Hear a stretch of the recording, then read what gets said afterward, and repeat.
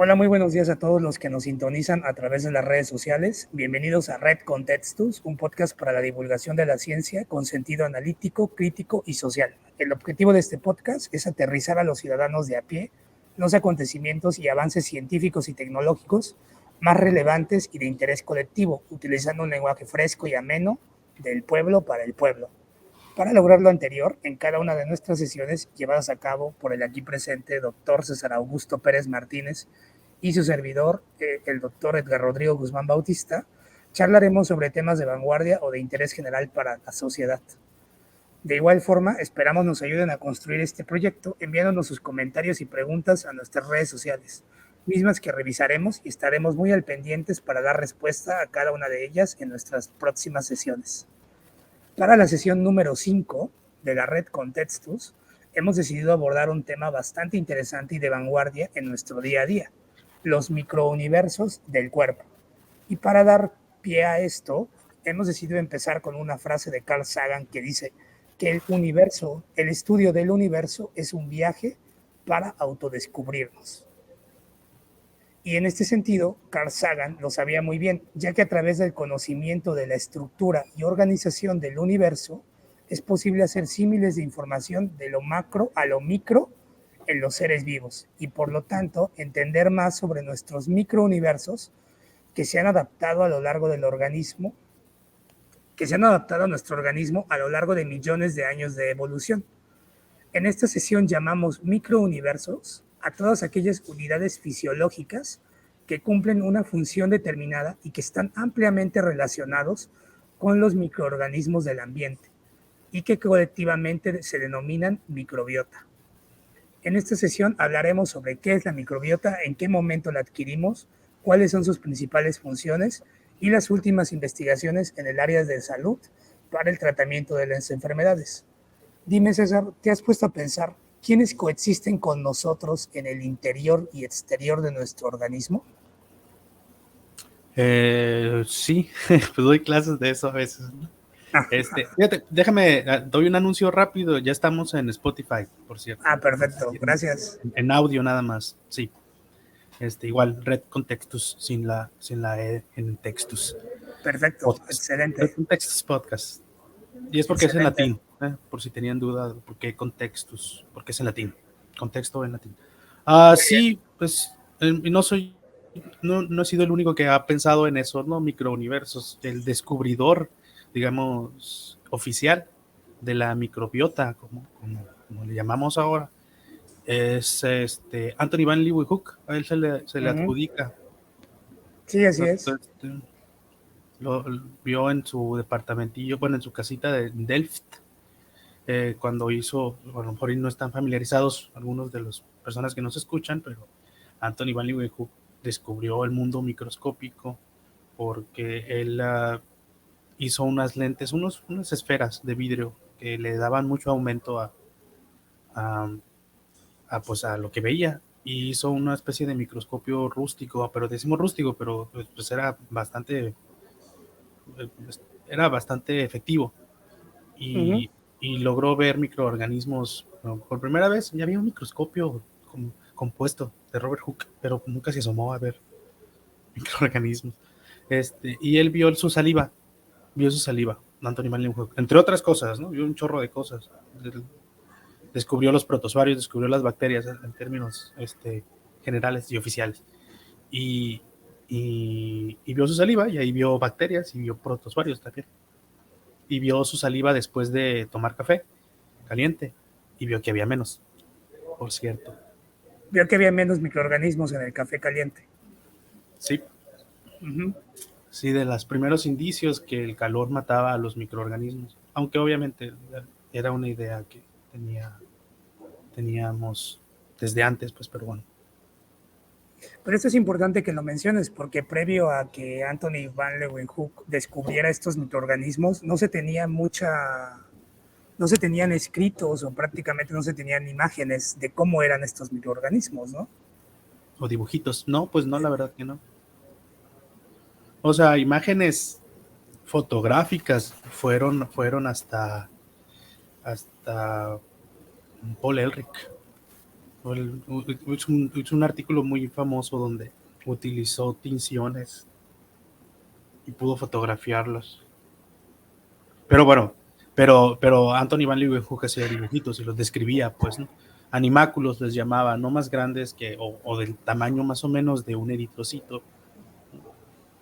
Y eso fue porque él tallaba lentes, ¿verdad? Si no mal me equivoco.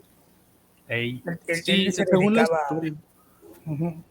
Él tenía la profesión de vender telas y así, en Delft, en Holanda, en Países Bajos de aquellos entonces, los 1700, había mucho comercio, pues, ¿no?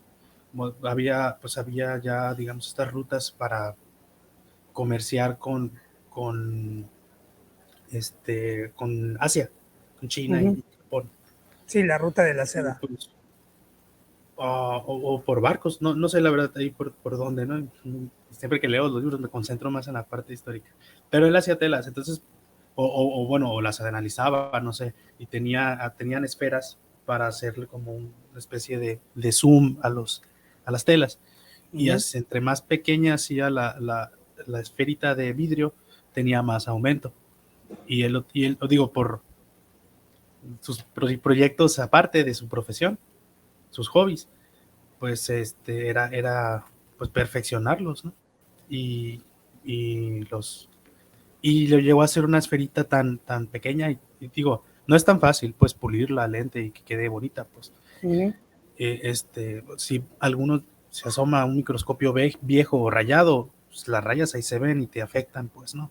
Pero bueno, él lo hacía bastante bien. Al parecer tiraba vidrio a, o sea, gotas de vidrio a una pila de mercurio.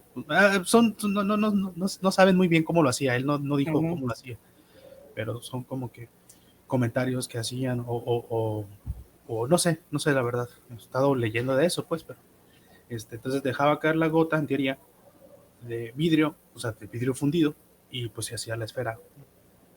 Este, y bueno, sí, hay una pintura de Johannes Vermeer, que es el que pintó a la chica del arete de perlas, y otras pinturas. Hay una que se llama El Geógrafo, y que dicen, muchos sospechan que era Anthony Van Leeuwenhoek, pero, o sea, trabajando en sus cosas, pero pues cambió sus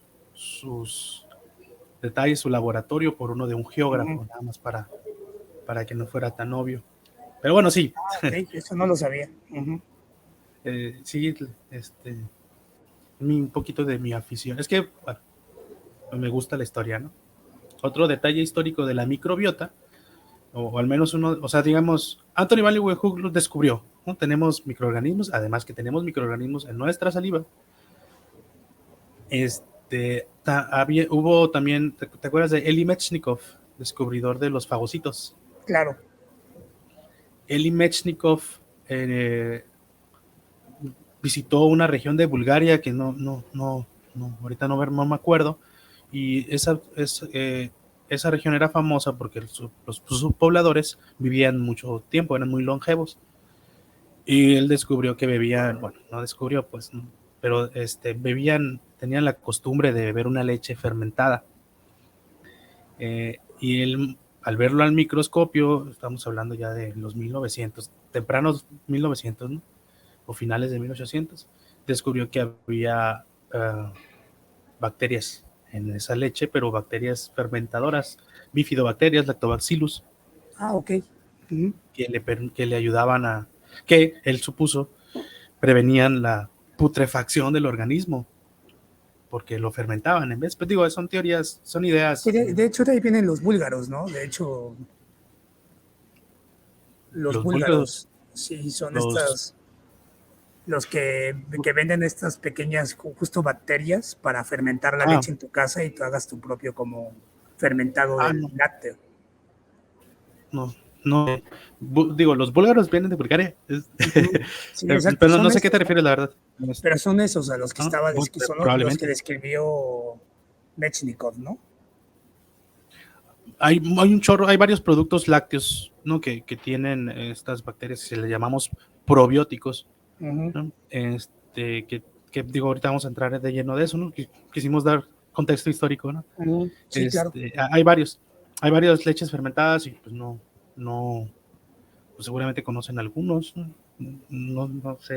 No sé si nos vayan a regañar si decimos marcas, ni acaso. No, no creo. Ujú. Sí, pues el Yakult, por ejemplo, ¿no? Ese es el que me viene a la mente, ¿no? Digo, a lo mejor tienen un chorro de azúcar también, creo que ya estaban este, revisando sus ingredientes, pues su receta, pero de que tenían probióticos, pues los tenían, ¿no? Los tienen, ¿no? Y Ujú. los yogurts también tienen estas bacterias. Por Sí. supuesto. Y entonces de allí de Mechnikov, ¿qué es lo que le atribuimos a Luis Pasteur entonces? O a Louis Pasteur, mm, ¿de qué? ¿Relacionado con Con esto? la microbiota, sí, exacto. Hoy, pues no sé, me, me tiraste una curva. Pues que Pasteur, la pasteurización, por ahí dices. Sí, exacto. Pues Pasteur hizo este protocolo de pasteurización, el cual eliminaba bacterias patógenas o Ujú. posiblemente patógenas de la leche, pero Claro. no les afecta a otras bacterias. O sea, sigue habiendo lactobacilos después de la pasteurización. No, a lo mejor y no tantos, ¿no? También se mueren varios, pero pues ahí están. Porque él también se conoce como el padre de la microbiología moderna, ¿no? De la Pasteur. bacteriología también, sí, pues digo, ¿quién pone estos nombres, no? Ujú. Pero es más que lo que hacía esta pregunta, ¿ves? Cuando doy clases de microbiología, la hacía, ya me di cuenta que mejor no hacerla, ¿no? Porque ponía quién es el padre de la microbiología, y sí hay gente que dice que Louis Pasteur es el padre de la bacteriología, De la bacteriología. pero médica, bacteriología médica, Ok. porque estuvieron muy, o sea, aunque ahorita suena raro, no es, no estaba tan sabido o no estaba tan demostrado que los microorganismos producen enfermedades. También, digo, también hay algunos microorganismos que son benéficos, como lo vamos a ver ahorita, pero pues, se llama la teoría del germen de las enfermedades, que dice que los Ujú. microorganismos pueden producir enfermedades. Y Louis Pasteur, digo, trato de hacer el acento francés porque era francés, Ujú. pues, ¿no? Si fuera mexicano diría Luis Pasteur, pero no era mexicano. Este, y él estaba muy metido o fue uno de los principales investigadores que trajo mucha evidencia a favor de la teoría del germen. También tenemos a Joseph Lister, a Robert Koch, Paul Claro. Ehrlich. Solo por mencionar algunos de todos los grandes personajes que a lo largo de la historia han participado en el descubrimiento de los microorganismos, ¿no? Uh-huh. Y a todo esto de los microorganismos, ¿a qué llamamos microbiota? La microbiota es un ecosistema microbiológico que se encuentra en estrecha relación con, con nuestro organismo. En el mundo hay microorganismos. Hay pocos lugares estériles, no digo, en la Tierra, ¿no? En el espacio, pues sí, pero en la Tierra hay pocos lugares estériles. ¿Eh? Nuestro organismo está expuesto al ambiente y todos los orificios que tenemos, pues tienen la posibilidad de ser colonizados por bacterias del ambiente. La piel es lo más obvio, ¿no? La piel tiene Exacto. bacterias, o sea, hay La bacterias piel en el tiene... ambiente. Ujú.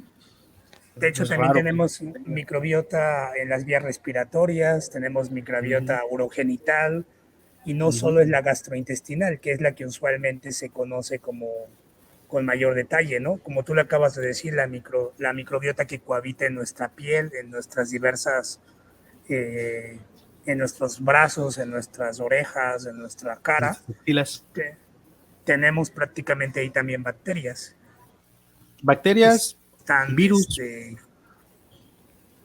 hongos, virus, hongos protozoarios.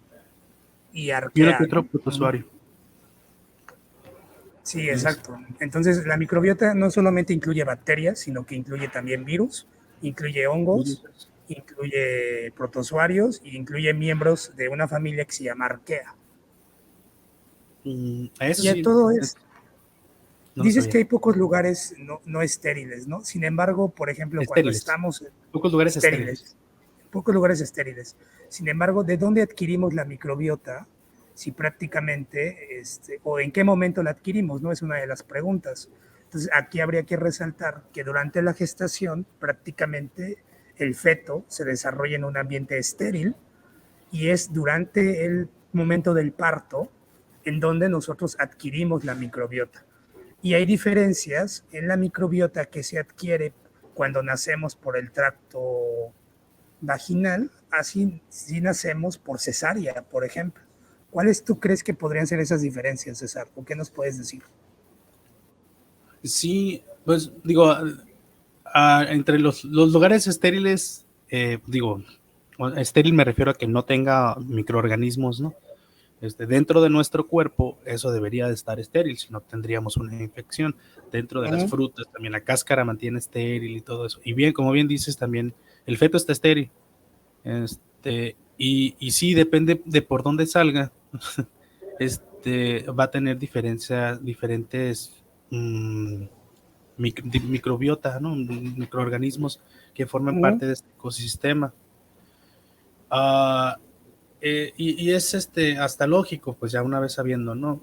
Pero lo importante de esto son las implicaciones que puede llegar a tener, porque si digamos, una microbiota mantenida diferente o, o, o alterada, digamos, puede dar lugar a enfermedades.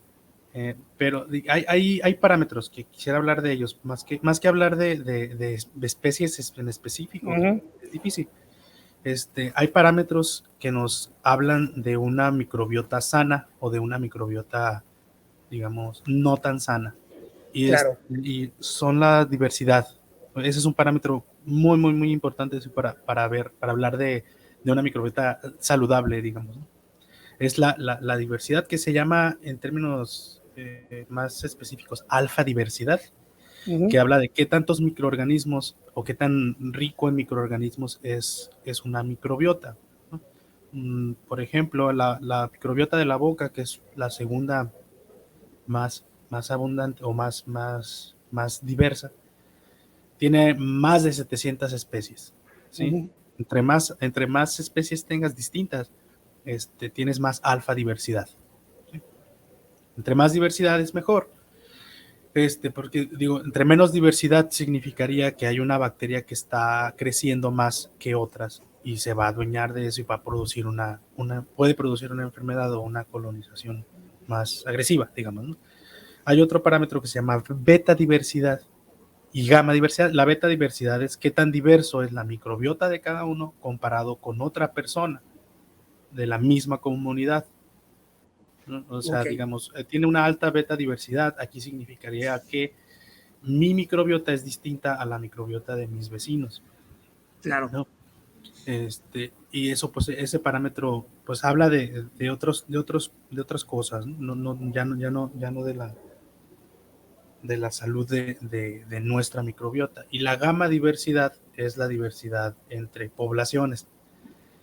Entonces, la diversidad de los microorganismos en Hermosillo, digamos, es distinta a la de Veracruz. Sí, Entonces, exacto. entonces para concentrarnos, para no desviarnos, la alfa diversidad es la que nos interesa aquí ahorita, ¿no? Una alfa diversidad alta significaría mucha diversidad en tu microbiota, en tu propia microbiota, que tú puedes alterar con un chorro de cosas, y te hablamos de eso si quieres. Y eso es lo que se afecta, pues, volviendo al tema, eso es lo que puede estar afectado de acuerdo a cómo naciste, ¿no? Por cesárea un parto natural, y otras, ¿no? Un chorro de cosas. La alimentación, la leche materna también promueve una microbiota distinta a los que tomen fórmula, ¿no?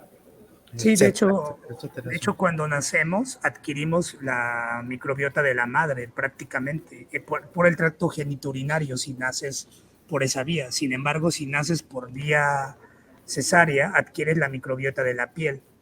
Y entonces estas bacterias empiezan a colonizar de forma diferencial o la diversidad que tú acabas de mencionar, que se encuentra en cada uno de estos compartimentos es diferente y por ende las primeras bacterias que tendrán contacto con nosotros también lo serán.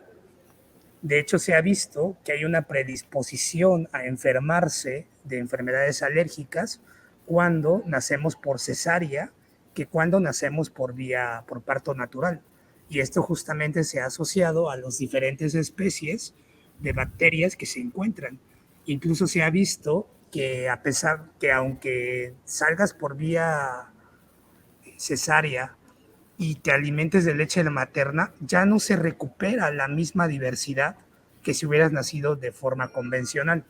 Y esto es porque los microorganismos que llegan al primer nicho de, de colonización o de contacto empiezan a proliferar de forma abrupta, ¿no? Es decir, ya llegué primero y ya no me quitan de aquí. Sí. Gandayas, son gandayas. Exacto, el primero que llega es el primero que se ve Sí, beneficiado. pues sí, va. Entonces, digo, ya dijiste tú, ¿no? O ya vamos entrándole ya al meollo del asunto, ¿no? La microbiota nos afecta a nuestra salud, ¿sí? Claro. ¿Cómo? ¿Cómo nos afecta? Y tienen ¿Cómo varias funciona? funciones. Sí, en inmunología, nosotros somos inmunólogos, o al menos eso estudiamos. En inmunología hablamos de barreras físicas para prevención de enfermedad o como una primera barrera de defensa del microorganismo antes de llegar al sistema inmunitario per se. Y hablamos de barreras físicas, químicas y microbiológicas. La barrera física pues, son las obvias, ¿no? La piel, ¿no? Las barreras físicas. Las químicas son menos obvias, ¿no? Las lágrimas que tienen pH acídico o enzimas allí, el pH del estómago, el pH o las grasas que secretamos o que tenemos en nuestra piel, etcétera.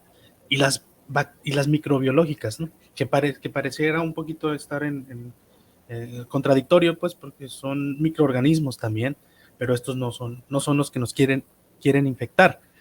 Estos nos protegen, ¿no? ¿Y cómo nos protegen? Y son un par de cosas fáciles, sencillas. Número uno, están entrenando el sistema inmunitario, como lo mencionabas tú. Lo entrenan, lo prueban, realmente su intención no es ayudarnos, ¿no? Están allí y si el sistema inmunitario se duerme, pues van a llegar y te van a infectar. Pero bueno, no se suele dormir el sistema inmunitario. Entonces, pero esa es una. Entonces, al entrenar al sistema inmunitario, hacen una especie de pecado original, como suelen mencionar, o una desviación, ya en términos más actuales, una desviación de la respuesta que puede afectar al adulto, ¿no? Eventualmente, ¿no? Hay varias hipótesis y teorías que hablan al respecto, ¿no? De que de ciertas infecciones o ciertos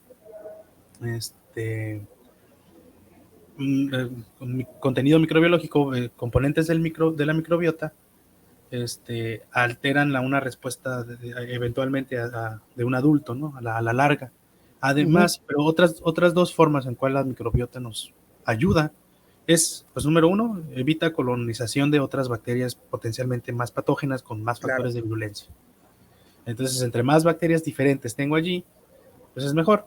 Porque tengo diversidad, tengo una bacteria que hace esto que hace lo otro. Si una se pasa de lanza, si una crece pues, mucho más, pues altera a las otras y también esta podría entonces producir una enfermedad. Y la otra la más digamos, o la menos obvia, es que las bacterias pueden producir metabolitos o moléculas, sustancias, digamos, a partir del metabolismo propio, Claro. que nos benefician, como la vitamina K, pero más importantemente actualmente los ácidos grasos de cadena corta. Pero también pueden producir neurotransmisores. Incluso estaba viendo apenas que algunas precursores de neurotransmisores. Entonces, De hecho, justamente se decía que estos precursores de neurotransmisores pasan al torrente sanguíneo y en teoría pueden afectar hasta nuestro comportamiento. Uh-huh. Pues, ¿qué son los neurotransmisores? Algunos son aminoácidos modificados. ¿Sí? Uh-huh. Entonces, ¿te acuerdas cuando hablamos de Cordyceps? Claro. Pues cuando me eché un clavado ahí a las moléculas que producen los hongos, pues son moléculas pequeñas, son aminoácidos modificados, y así que, pues, Uh-huh. que el organismo a lo mejor se confunde, pues, ¿no? O digamos los receptores más bien de neurotransmisores podrían llegar a, a reconocerlos, ¿no? De manera cruzada. Pero sí, también producen eso. Pero digo, hay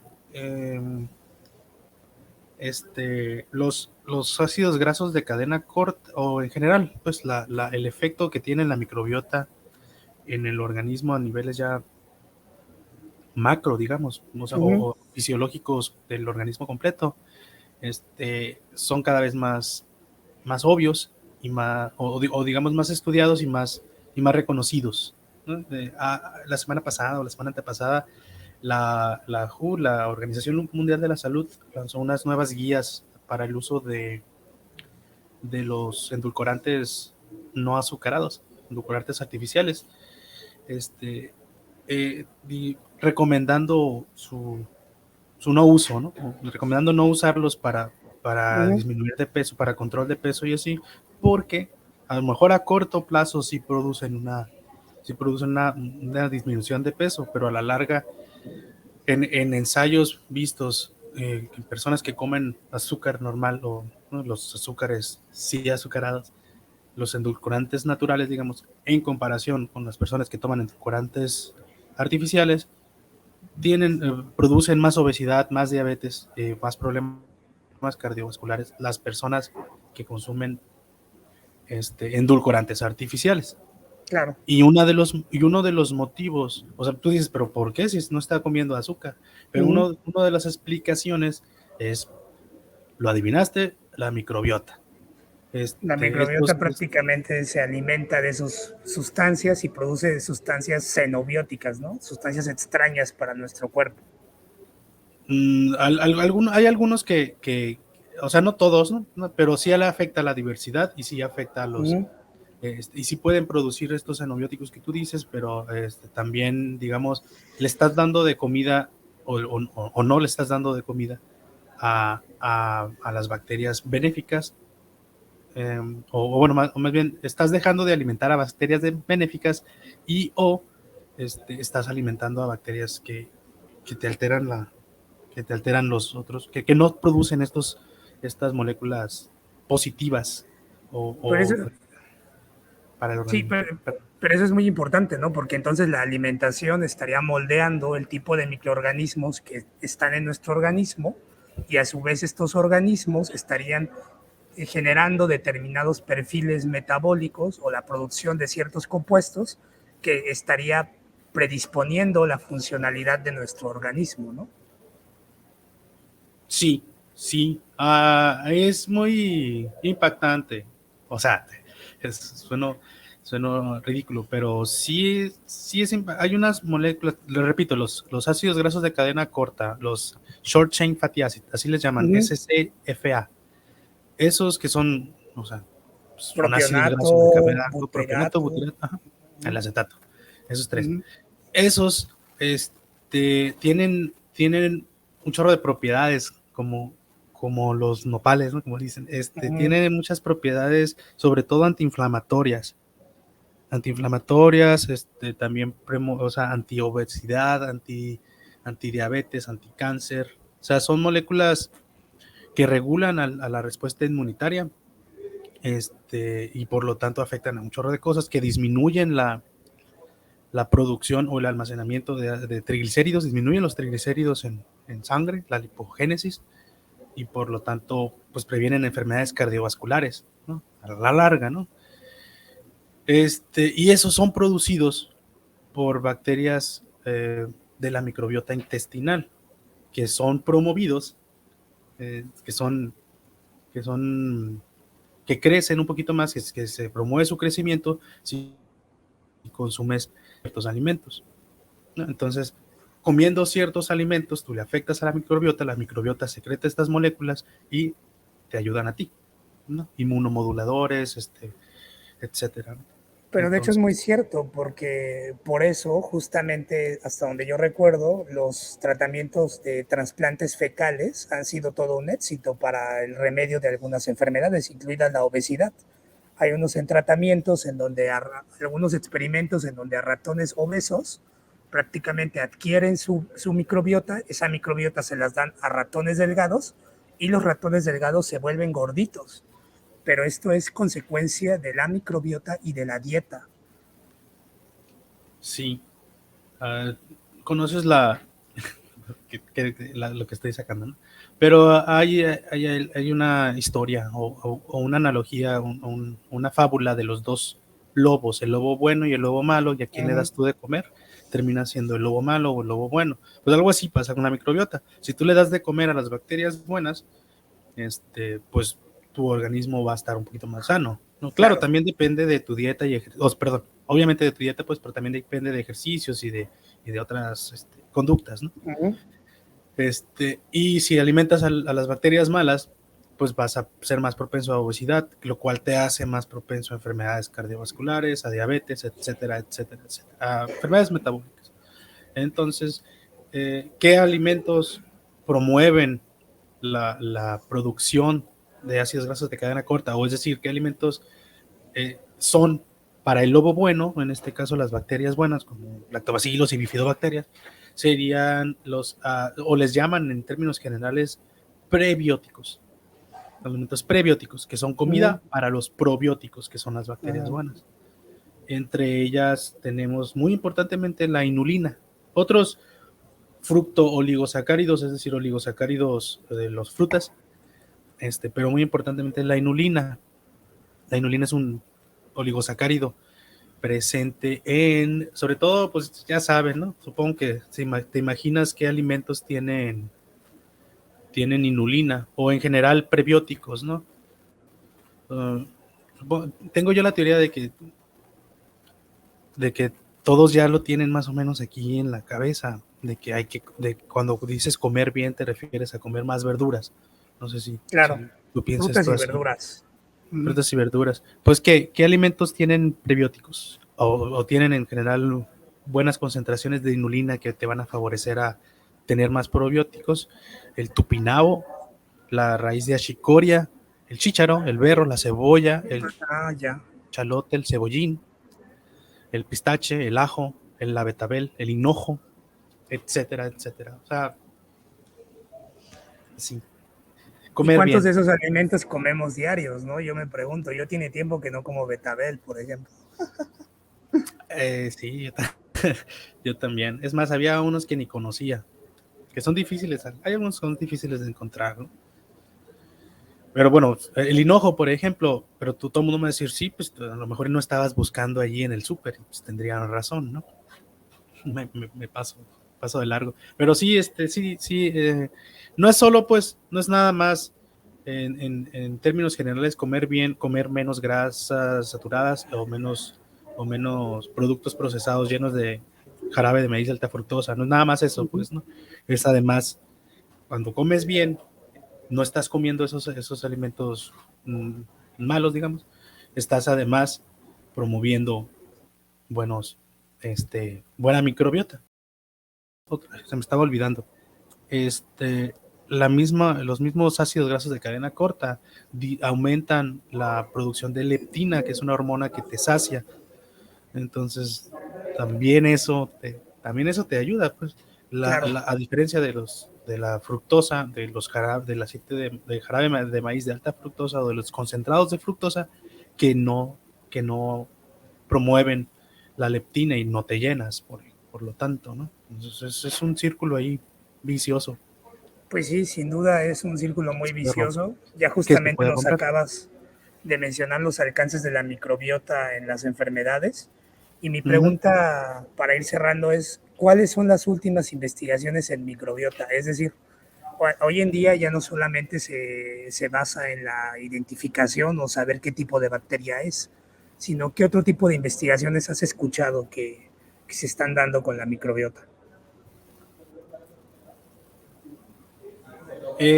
Pues mira, antes ¿cómo sabíamos qué bacterias teníamos en la microbiota? Las cultivábamos. Y hay muchas bacterias que no son cultivables por X o por Y cosas. No Claro, tenemos o no sabemos los alimentos que requieren o algo así. O son difíciles de separar de toda la mezcla que tenemos de microorganismos y por tanto es difícil cultivarlos. Pero ahora con las nuevas tecnologías de secuenciación,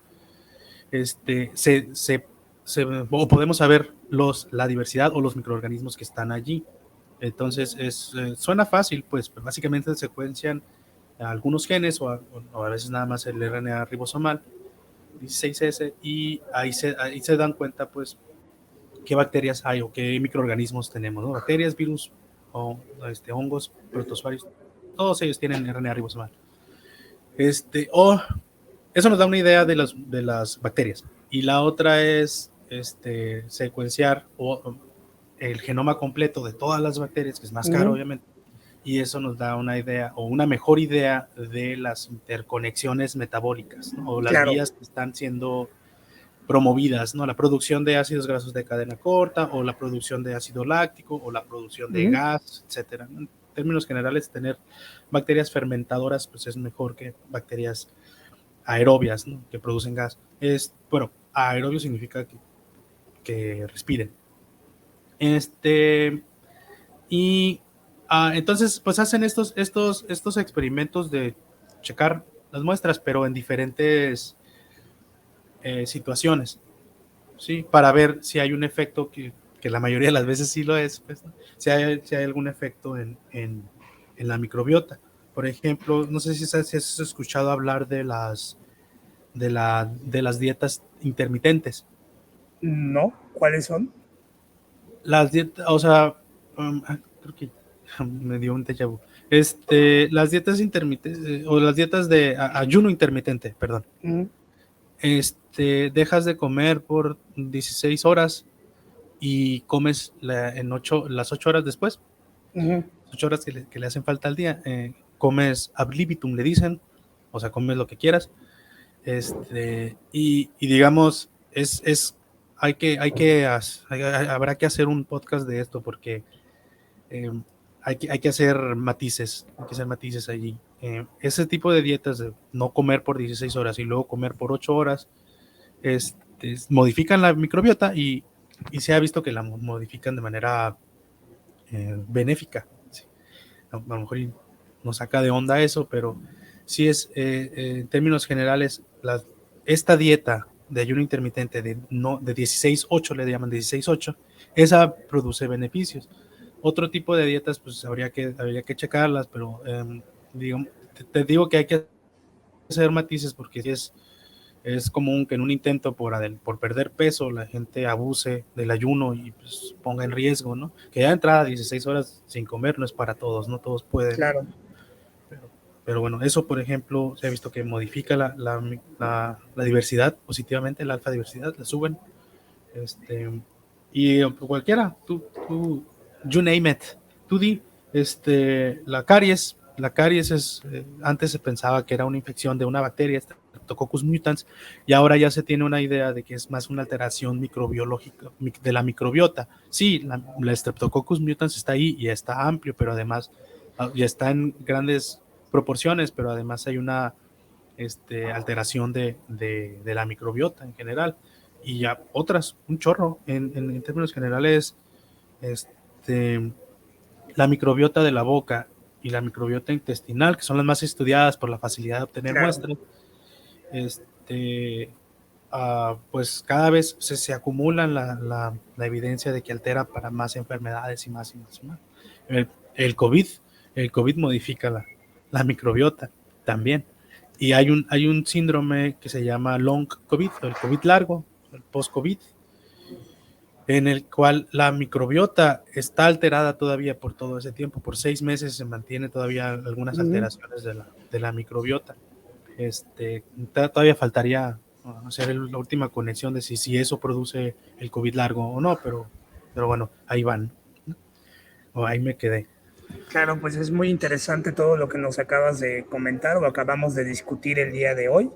Justamente solamente para ir recapitulando un poco lo que discutimos. Entonces, número uno, la microbiota es un conjunto de microorganismos que coexiste en nuestro organismo, ya sea en el interior o en el exterior, sea por ejemplo como la piel o por ejemplo el tracto intestinal o el tracto genitourinario. Dos, la diversidad de las bacterias es muy importante porque en función de la diversidad de las bacterias será el tipo de productos o de metabolitos que éstas produzcan y que interfieran o no en nuestras funciones fisiológicas.